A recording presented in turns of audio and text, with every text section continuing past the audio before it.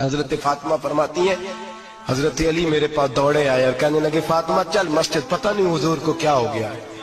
हुजूर रो रो के बेहाल हो गए और हुजूर उजले में रो रहे और हिचकियों की आवाज मस्जिद में आ रही है। चल जरा चल के हुजूर की बात देख क्या हुआ है, हमारी को ताकत नहीं अंदर जाने की।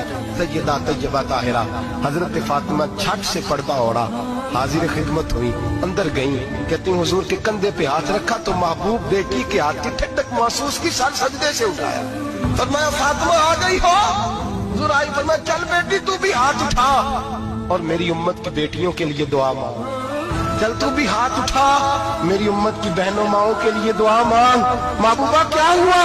मेरे हबीब ने फरमाया रात मुझे दिखाया गया है, दोज़ख में कुछ बीबियां हैं, उनके बाल फरिश्तों ने बांधे हुए हैं और उन्हें गुर्ज मार रहे हैं। वो चीखती चिल्लाती हैं और मदद के लिए पुकारती हैं, वो बड़ी तकलीफ में हैं।